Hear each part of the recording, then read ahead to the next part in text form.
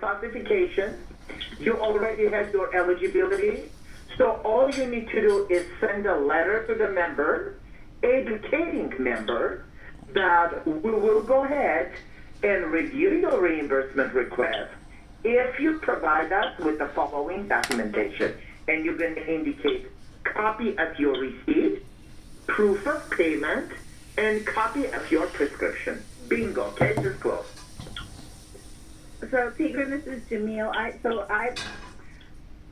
had cases like this before. I've closed them, but this is where I've gone wrong and this is why I particularly needed a refresher on billing because, and excuse my ignorance, but I don't understand the whole idea of claims versus billing and what's the difference. Because if you send something in and you want money back, I thought it was all the same area, and that it didn't even require a grievance. This seemed like something that shouldn't even have come in as a grievance, but I see in our training, like anytime a member is dissatisfied with anything is considered a grievance, but it sounds just like a regular old billing issue that goes to customer service and to billing. But that set aside, I would not have known to refer them back to through the A&G grievance process to have this done, and I would have sent them to claims. Okay, Jamil and everybody else, if a member is requesting reimbursement for services that a member paid for, first we need to get all these three documentation. Although the member says that I paid this much and I want to get a reimbursement, we cannot proceed with any grievance without a reimbursement. Without those three requests. Now, pharmacy claims are different from doctor claims. Pharmacy claims, you will not be able to look the claims in QNEX. Physician charges, physician claims, or hospital claims will be in QNEX. Will be in QNEX. So those are two different things. There is a pharmacy claim, there is a physician claim, there is a hospital claim. It's all considered billing. But if it's a pharmacy claim, you need to focus on novices. If it's other billing, then you need to focus on professional or facility claims. On professional claims, most of the professional claims, doctor claims, are paid by the medical group. The facility claims, hospital claims, most of those claims are paid by the health plan. So it all depends. When you are receiving an issue regarding a claim, first thing you need to concentrate, what kind of a claim is this? If it's a pharmacy claim, it's totally different. And let me explain you how it works. Let's say you got a prescription and you are going to the pharmacy. When the pharmacy is processing your prescription, let's say your primary doctor prescribed you antibiotics due to an infection. Okay, let's just assume this.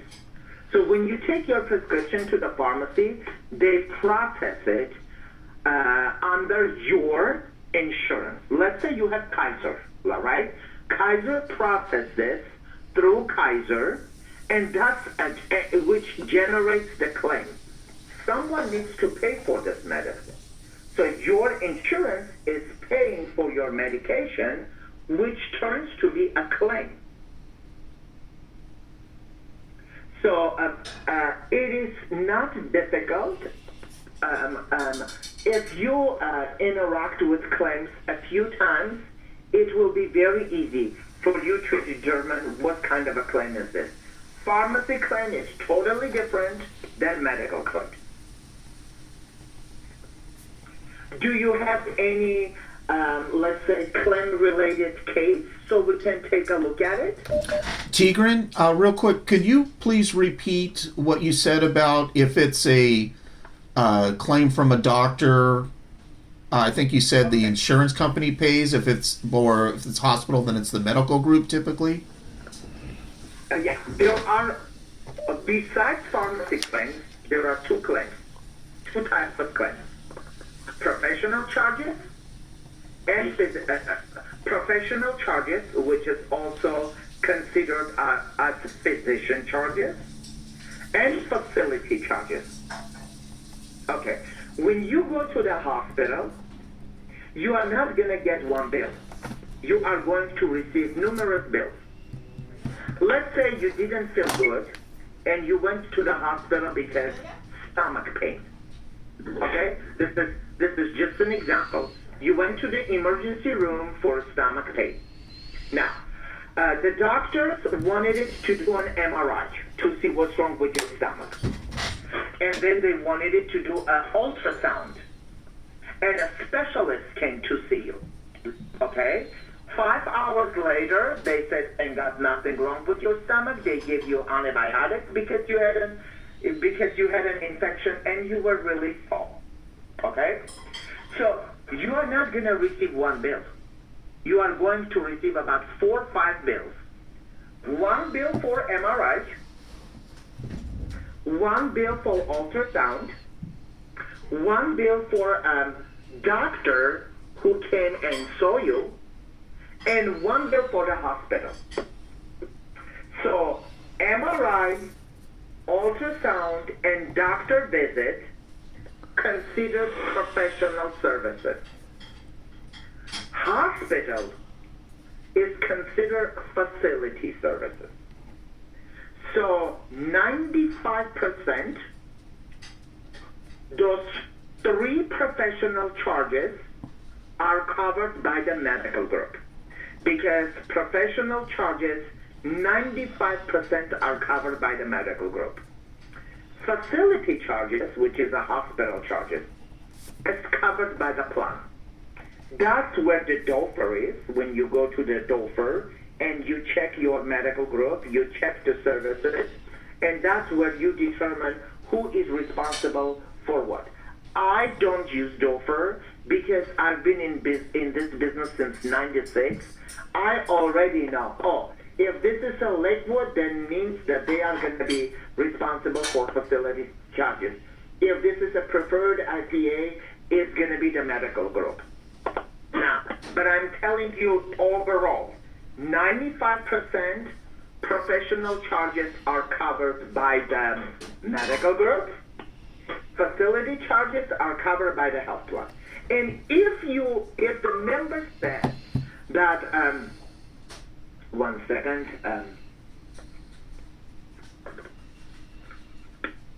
and if the member says, I receive a bill from laboratory services, for example, and if you look 2 next, if that bill is there, you will go into the claim and you will see whether this claim was paid or denied for the medical group responsibility. The QNEX indicates that. But if the claim is not there, you knowing that this is a lab charges, when you call the lab, you can tell them, hey, this member had insurance. At the time of service, member's medical group was, for example, preferred IPA. Kindly bill preferred IPA. And they will go ahead and submit this claim to preferred IPA versus coming to LA Care because it's a professional charge. X-ray, labs, physician services, MRIs, those are professional charges. Facility charges, it's the hospital when the member was in a facility.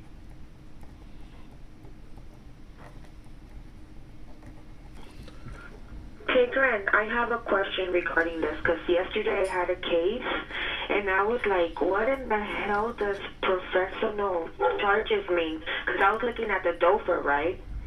So then I saw that the member had a bill for almost $5,000. On the DOFR, it says that it was a hospital share risk pool. What does that mean? I just want to be clear. Okay, so the best thing for you to do, and not only for you, for everyone, whenever you have a claim, check and see if we have this claim on the file. Give me that case number. Okay, hold on, let me.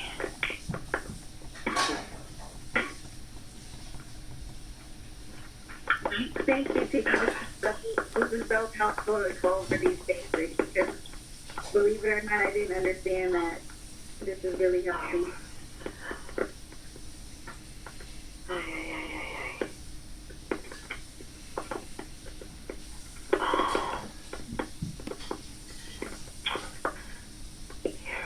Again, guys, at the beginning, I know this sounds to you Chinese alphabet, especially for individuals who do not have experience in healthcare. But as you work on cases, it is going to become easier. It's not an easy job. It's a very difficult job. Very difficult job. There is a lot of information. And especially for some individuals who do not have a healthcare experience, it is very difficult. I didn't even know until recently that there are attempts that are out of state. I swear, I didn't even know. I was informed recently. I thought that all attempts are in Los Angeles area, in California, because our company is in Los Angeles. And when I was talking about some of them and giving the name of the medical groups, they never heard of it. And, I do not blame those people because, let's say, for example, if I'm working on a claim for people who live in Texas, this is just an example, I'm not going to know anything about Texas because I don't reside in Texas. So, and I didn't know that there are a lot of terms that are out of state. So, it's tough. But we are here to help you, to guide you. So you will be okay. It's just gonna take time. I got the case number. It's 190975. Okay. And this member, this member went to the, yeah. This member went to, I'm sorry. Hold on, Erica. Hold on. Okay. Is this case assigned to you? Mm-hmm. Yeah. But this is not an out of compliance case, and you already closed it. Yeah. Well, no, I haven't closed it, but yeah. So, okay, so this member got a bill from the doctor that she went to the ER, and it was for almost $5,000. So I opened the bill, okay, I opened the attachment, and then that's when I went into the dofer. And I saw there that the little X's were for the emergency room services. I had them on hospital share risk pool. And I'm like, what does that mean? Like, does that mean that the hospital pays half and then the member pays the other half? No. This is the hospital share risk policy. Okay, the total charges right here is $4,597. Mm-hmm. Okay. So the very first thing, what I will always advise everyone to, take a look at the DOFR to see if this claim is here. So we're going to go ahead, as you can see, I'm sharing my screen with you. We're going to go to QNext.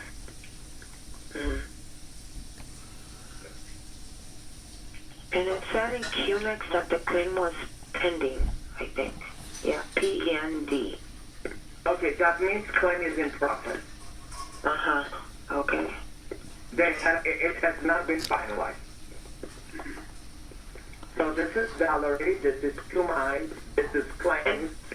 And this is not a medical member, just to let you know. Yeah, I already know. I already know. Okay.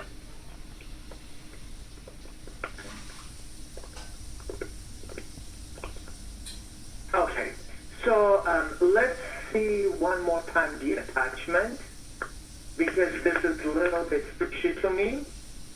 Mm-hmm. Total amount for hospital services, $4,597. Dated service, 10/16/21. Mm-hmm.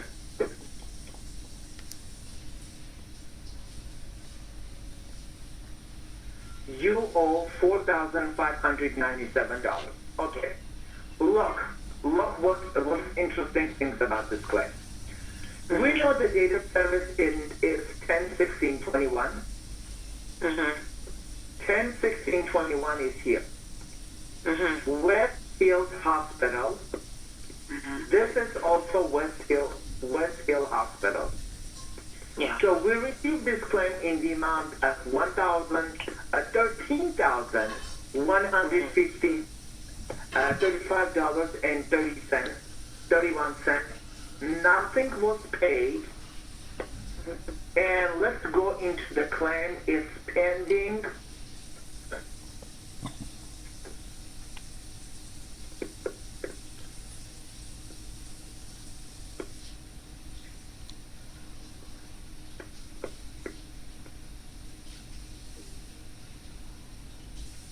Okay. Look, claim is for $13,135.31. Nothing was paid, and as you mentioned, this claim is in pending status. So in this case, what you would need to do, there is a phone call that requires to be done. You need to call Westfield Hospital, and you need to double check what's the total billed amount. Not the amount that the member owns. What is the total amount? So this is a fairly fresh claim. Look at this. 10/16/21. This claim is not 2 years old. It's not 1 year old. It's about 3 months old claim. So what you would need to do is you need to call the hospital, speak with the billing representative, and to find out what is the total charges on the claim. Most probably, they are going to tell you that the total charges is $13,135.31.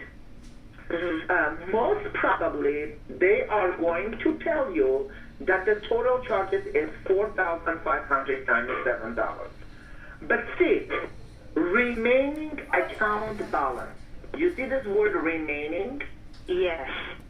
To me, it's not, this is not the total charges.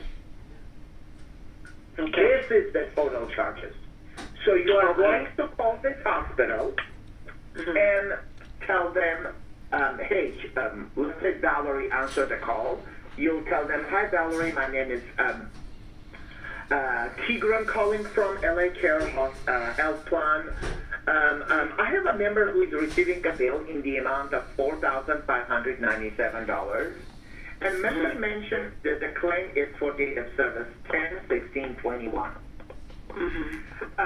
You can tell Tigran, Valerie, that our records indicate that we receive a bill in the amount of $13,135.31. Is this the claim that you are talking about? Most probably they're going to say yes. So you're going to tell them, you know what, we did receive this claim. This claim is currently in pending status. Please allow about 30 to 45 days until claim is finalized. And you can go ahead and close this case by letting the, first of all, documenting the call and closing this case. If the hospital says no, this claim is not for 13,000. It's for $4,597. But again, I don't think they are gonna ask you that because it's a total amount for hospital services. So it seems like this is the claim that they are talking about.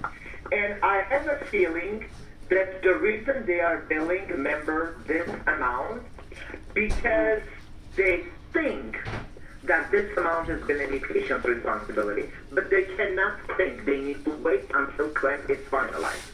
Okay? So now, one more thing. Even though we know this member, we're going to still pull up this member in our QMIC just to see what was the member's medical group.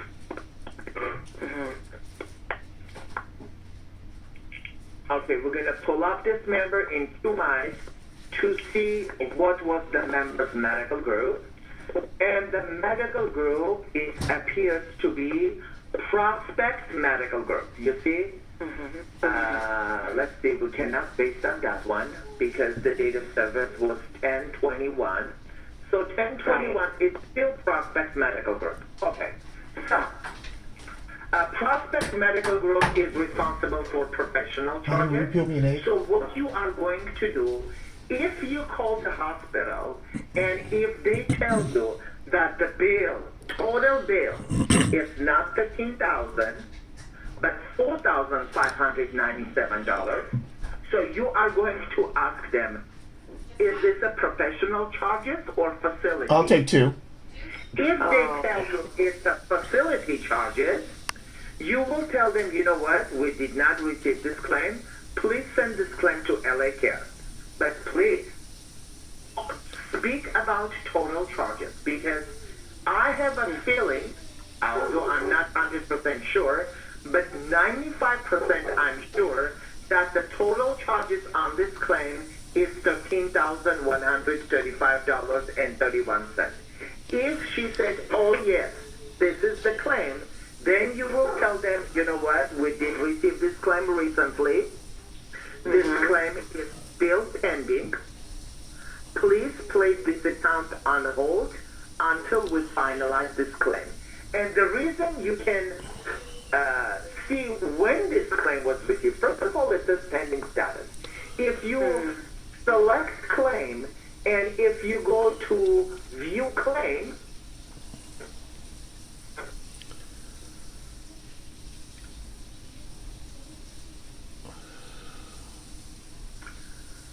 you see clean date. Yeah, we just got it. 12/7/21. We just got this claim. It takes 30 to 45 business days to process claims. So call the hospital, find out what is the total charges. If they tell you the total charges is $13,000, you tell them that this claim was received by LA Care on 12/7/21 and it's still pending. Please allow 30 to 45 days until claim is finalized. And what you're going to do in PCT, you're going to go ahead right here. You're going to add notes. You're going to put all hospitals spoke with Tina, who confirmed that total charges is $13,000, whatever, blah, blah, blah. You will put claim is in the system and it's pending. Advise Tina to place account on hold until claim is finalized. And then your subject line will be call West Hills Hospital. And then you're going to save it. I'm going to go ahead and cancel it. And that's going to be your resolution to the case. Thank you so much. Okay. You're welcome. you. Just 1 second, guys. Oh, you're welcome. You're welcome. One moment.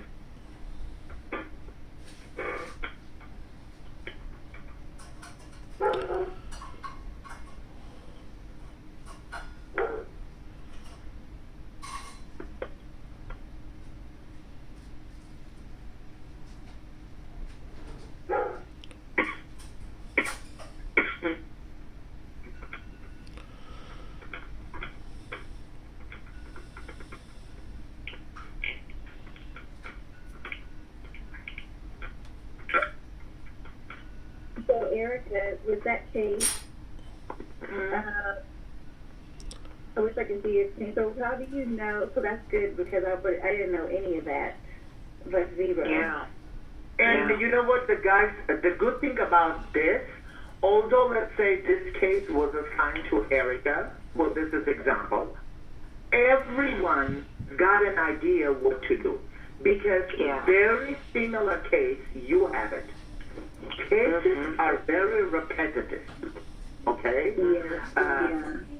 The nature of the cases is not the same because there are very different issues, but they are very repetitive. So now Erica knows that, okay, if the hospital name, date of service matches, but the amount is different, I would need to call the hospital. I need to see if this the claim what we have, and if the hospital says, oh yeah, that's the claim we're talking about, boom, we received this claim is pending, please allow more time until claim is processed, and bingo, case is closed. And you guys are gonna know by listening to others how they work, because I bet you're gonna come across to the same issue, same claim issue. Of course, that is gonna have a different date of service, it's gonna have a different amount, different provider, but the nature of the issue is going to be the same. The same. Good. Thank Can we you so look much. at Q mice just to see? I might know the answer, but I don't want to realize I don't know it and I don't have access to you. The difference between the medical group and the plan, where that is, and so we can so I can always see where it is. And I kind of get it, I think, but I want to see it in Q mice together so I can know where I'm always looking. The TrueMind, the medical group is, hold on, for some reason, okay, let me go ahead and share this. Okay, the TrueMind medical group is right here. Under PPG code, this is the medical group. When you click on the medical group code, it is going to tell you prospect medical group. But when it comes to the claims, please make sure the date of service. Because if the date of service, for example, January 1st, 2020, and this is just an example, January 1st, 2020, you can see member is assigned with global care. Then you would tell the hospital to bill global care, not the prospect. You need to make sure that what date of service, when the member was assigned, with whom member was assigned at the time of service. Because let's say, for example, instead of global care, the hospital will bill prospect. Guess what's going to happen? The prospect is going to send an explanation of benefits to the hospital, stating that we cannot process this claim because member was not our member at the time of service. So you always need to make sure when member was assigned at the time of service, not what is the member's current eligibility. Think this way, for people who have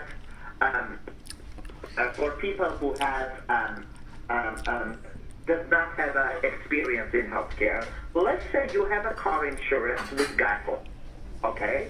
All of a sudden, Geico increased their price, and you start doing shopping. And after you do your shopping, you find out that State Farm giving you same coverage for $300 less. So you're going to cancel your policy with Geico, and you're going to go with State Farm. God forbid, after you open up a new policy with State Farm, you got into the accident, and you call Geico. They're going to say, you know what? You called us and you changed your plan. You are no longer with us. We're not taking care of you. Call your current insurance. Same thing here. You need to make sure at the time of service what medical group member was assigned to, and you call that medical group.